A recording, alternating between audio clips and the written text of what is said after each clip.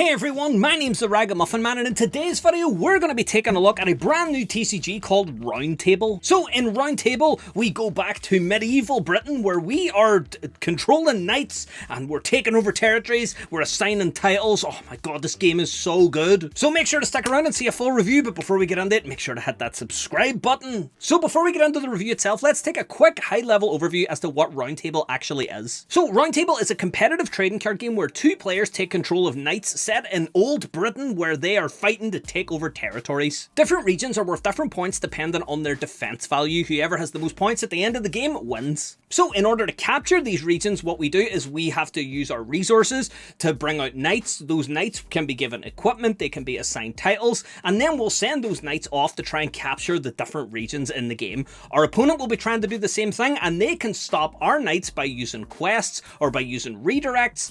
We'll get on to what all these individual cards do, because I have a lot of thoughts on what all the cards do and how they interact, and spoilers, this is so good. It's actually brilliant. I'm really excited to talk about it. So let's get into the review of the game proper. That's probably the lightest high-level overview I've ever given, because this isn't like any other trading card game that I've played in a while. Normally when I play other trading card games, it usually feels like some extension of either Magic, Pokemon, or Yu-Gi-Oh!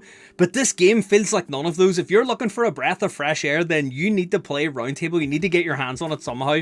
This is probably a good point to notice that they have only a few days left on their Kickstarter. The link will be down in the description, so make sure to jump over and grab some starter decks because you will enjoy them. So the basis of all trading card games is a resource system, and the resource system in this game is fantastic because it's non-linear. Is that a thing? So this game has multiple decks. You will have essentially two decks that you'll play from. You'll play from your regular, cards deck, or you'll have a domain deck. These domain decks are your resources. Essentially what happens is that you'll play a farm out onto the field. You start with a farm, and the farm itself is only worth one resource. Now, farms can then be upgraded to manors, which will then give you two resources. So you'll have three total, one for the farm, two for the manor. Manors will upgrade to large manors will upgrade to keeps, and keeps will upgrade to castles. Now the thing is that you have to go through that upgrade path to upgrade a farm up to a castle, and every time that you add another card on to your farm or whatever building you've got, you get more resources. However, you can play another farm and hence start another upgrade track. What this means, essentially, is that your resource system in this game is like a sawtooth, which is really strange. Normally with games, you have like one resource that you can play per turn, like lands and magic or energy in Pokemon. For the most part, without any weird shenanigans, you can play one resource per turn, meaning that the game itself has a very easily predictable resource curve, or line. Actually, it's not even a curve. And some games even go as far as to cement this into the game. Things like Hearthstone and Mithril will just give you one extra resource per turn without you having to do anything, meaning that everyone is on the same curve. This game throws that out the window. Essentially what's happening here is that you can upgrade either a building that you've already got and get yourself an exponential kind of increase in your resources. However, that will cap out whenever you build a castle, because then you can't upgrade a castle any further. So then you're forced to go back and plant another farm, meaning that you're only getting a very tiny amount of resources on the turn that you play the farm. So you kind of have to balance on which turn is it right to start a new farm as regards to upgrading the castle. You can't just continuously upgrade one, because eventually it'll cap out at a castle after 5 upgrades, or 4 upgrades if you include the farm. Meaning that you have, as I said before, a sawtooth pattern, which is really strange because it's up to you when the drop happens in the sawtooth. It sounds strange, but it is fantastic. It is so much fun, because even the act of playing the resource on your turn is something that you have to kind of strategically keep in your mind. Chef's kiss. Fantastic. And so we move on to knights. Now, this is probably the most Magic-esque or trading card-esque part of this game, and that's that knights themselves will have some traits, but they'll also have an attack and defense value. However, they're not compared in the same way. One of the things that I like as well is that the game is very self-explanatory. Whenever you look at the effect of the card is just as plain as day. For example, King Arthur is King of the Britons. Arthur gets +5 influence when attacking Camelot. clearly then you're going to want him to attack Camelot. On the other hand, Tarif, the Prince of Cordoba, also cannot be the target of quests or redirects. I'll explain what quests and redirects are next, because I'm kind of going through the card types. Ultimately, what I'm trying to get at here is that the card effects themselves are very simple. There's no crazy 10 lines of text with mad interactions and super crazy loops and all that other stuff. It's just not needed in this game. There is complexity in the strategy of the overall board management, so the individual cards themselves just don't need it, and it makes for a very nice play experience because you don't have to sit and dissect an entire tome of information off a single card. You just know what your cards do, you've got a lovely hand size, you can just continue on playing and managing the entire board. So as I mentioned, we have quests and redirects. So what are those cards in this game? Now, quests, again, flavor in this game, brilliant. Quests are cards that I thought were slightly unintuitive, but it turns out that it is just such a good mix of flavor and, action in the game. It works so well. So what a quest essentially is a reaction that your opponent can take to you assigning a knight to a territory. So what you do is you assign a knight to a territory, and then that knight's attack goes off the territory's, defense, and we'll talk about that later. However, whenever you try to assign a knight, or you've played a knight out onto the field, your opponent can play this type of reaction called a quest. Now, in my head, I thought it was kind of backwards, because knights go on quests before they go and tackle the big end boss, and I thought it was weird that your opponent is giving the knight a quest. However, you think about it in terms of the knight is on his way. You, the king, the ruler, have given the knight an order to go and attack the region, and your opponent then will kind of take your knight off that path. They'll distract them, with quests and glory and all that stuff. And essentially what happens is that, depending on the card itself, without getting too much into it, your opponent can pay any number of resources within a defined limit on the card to assign a quest to your knight. So let's say, for example, that a quest has been assigned to your knight that costs 3 resources. You then, in turn, if you really want your knight to stay on the true path to, domination of regions, you can play a redirect. A redirect is essentially a counter to a quest in order to, redirect your knight back onto the path and keep them going to capture Camelot. But the one thing that you have to do is you have to pay more resources than your opponent paid for the quest in order to kind of nullify the quest. So really what that means is that your opponent can pay 3 resources to send your knight on a quest. If you have a redirect that's valid, you can play a redirect that costs 4 resources, you nullify it, and your knight is still going and you can still continue your turn as normal. However, it is not a disadvantage to have your knights on quests, and I found that this was a really fun part of the game. You can fake out your opponents by using quests, so you can play knights, you can assign knights to a territory knowing that, you'll be able to take them back later. But if your opponent thinks that this is enough of a perceived immediate threat, they may put them on a quest and you can just leave them. Now, why would I want to do that? Why would I want my opponent to just pay resources to put my knight on a quest? Well, that's because the following turn, the knight then completes the quest. So if the knight was on his way to Camelot and he gets distracted by, some peasants that need help, he then takes a turn to help the peasants, and whenever he completes it, he gets a reward. Essentially, however many resources that your opponent paid to put you on a quest is how many cards you can draw for completing the quest. It's so good because now your opponent also has to worry about how many resources that they want to pay, because they don't want to pay too much. They want to pay enough to stop you from using a redirect, or they want to, not pay so many that, they'll give you too many cards to draw the next turn. As I say, everything in this game is a balancing act, and every individual part of this game has its own strategy, and even the quests and the redirects are just fantastic. And again, the flavor of knights going off on quests and completing quests to get bounties, and then they go off to try and capture the regions. It's just, it's so good. So that's pretty much all the cards in the game. The only other cards are titles, which are cards that are buffs for your knights, and you also have equipment that are buffs for your knights, but they work slightly differently based on, how they can stay on the field. That's not important for this review, but just know that you can upgrade your knights using titles and equipment, and you can, use your plethora of resources to do this and make your current knights even stronger. It's just great. And so now that we've gone through all of the card types, let's talk about the game as a whole.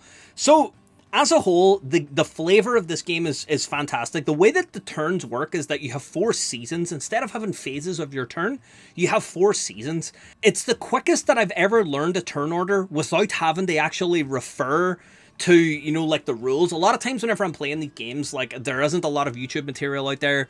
There isn't a lot of finished, literature on how to play the game. Sometimes I'm getting sent beta versions of games and I have to contact developers directly to try and figure out what's going on. But this is the quickest I've ever learned a turn order because the turns and what happens during those turns fits in the theme of the seasons, if that makes sense. It's just, let me explain. So in order, your turn goes from winter to spring to summer to fall. By the way, that's one tiny neutral point. The flavor of this game is so good, but as a resident of, the UK and Ireland, we don't call it fall here, we call it autumn. And I just think that that's one tiny little flavor change that would just kind of, like, the flavor of the game is like 99.99999% there. It's just that one tiny bit made me go like, oh, but we call it autumn here. Just, I don't know how important that is, but literally that's one of the only nitpicks I can have about this game is that, like, oh, fall should be autumn.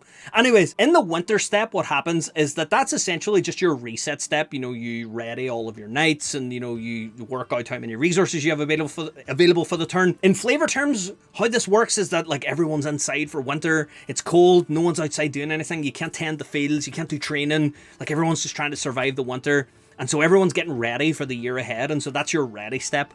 Next, we move into spring. So spring, the sun is coming up again. People are able to go outside, but we need to get ready because now that we're outside, we actually have stuff to do. During the spring step is when you play your land. So that's whenever you make a new farm, you upgrade your farms, you build keeps and castles, and you recruit knights because you've just come out after winter, and now we're getting ready. We've got everyone in, and they're trained, and we've built all our new infrastructure.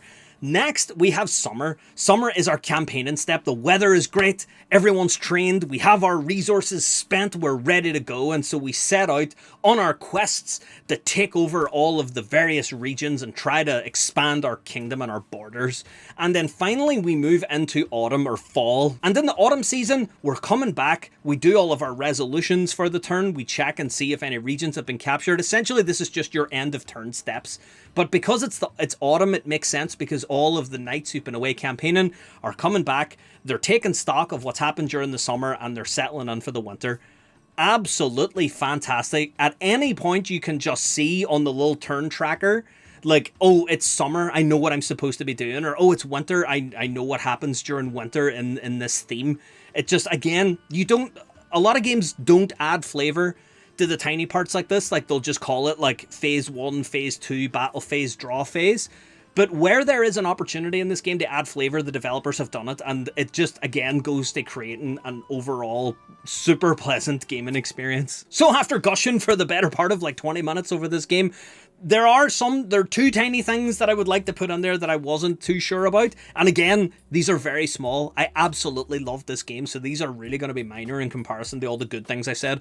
One is that I would love cards to have more flavor text. There were some cards that I absolutely fell in love with. For example, the artwork on the quest card, the Shy Wanderer. If you think about the way that the flavor works in the game, I had a knight who I wanted to send to a region. Whilst he was on his way to the region, my fiance played the Shy Wanderer in order to like put my knight on a quest.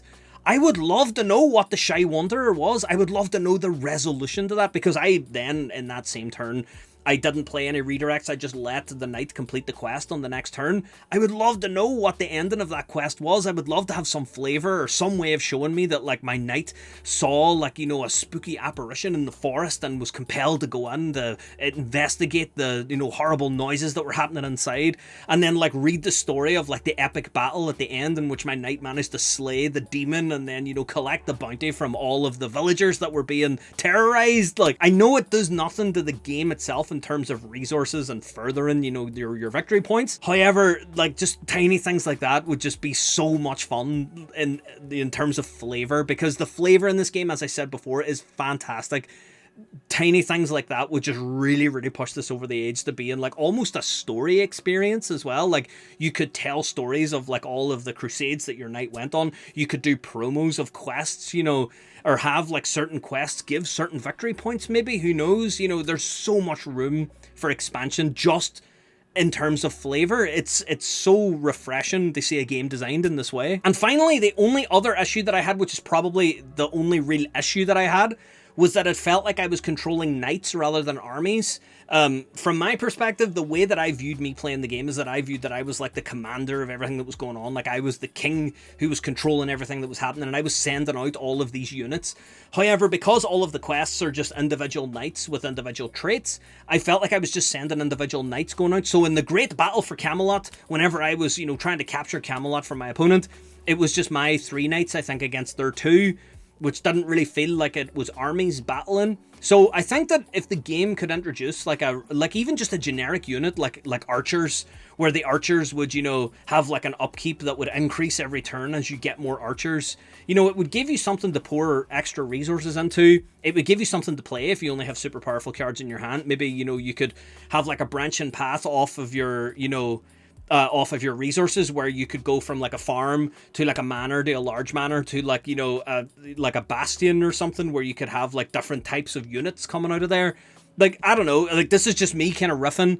However, if you could have army units as well as like individual knights, where the knights were the leaders of the armies, and maybe you could have synergies between them.